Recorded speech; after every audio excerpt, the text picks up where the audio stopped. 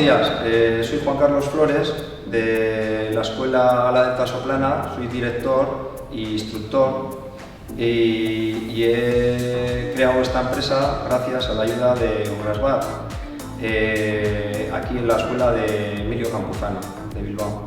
En la Escuela Ala Delta Soplana nos dedicamos a instruir nuevos pilotos tanto en parapente como en ala delta. Nuestra mayor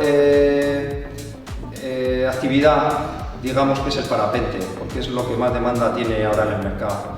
Tenemos el material en esta escuela de última generación, al ser una escuela nueva, aunque tenemos experiencia en el sector, más de 20 años, pero como escuela y como empresa hemos empezado ahora, ¿no?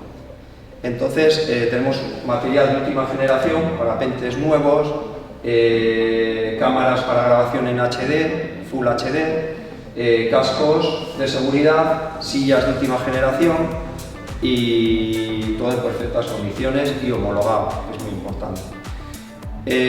Nuestra forma de contactar con nosotros es por teléfono o mediante la página web. La página web sería www.escuelaadeltasoplana.com.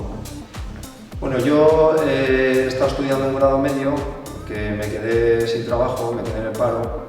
Entonces esta afición mía la tenía ahí latente y gracias al programa Urasbat pues me fueron dando ideas hasta ponerme de autónomo, ¿no?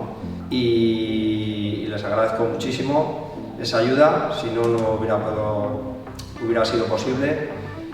Os quería recomendar Urasbat, que gracias a ellos el esfuerzo ha sido bastante menor del necesario, porque gracias a ellos me han ayudado a llegar a cosas que yo no alcanzaba.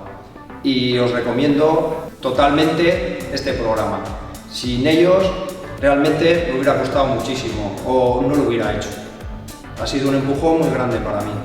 Entonces, de verdad os recomiendo este programa y si tenéis la oportunidad, acercaros a ellos y os van a ayudar encantados.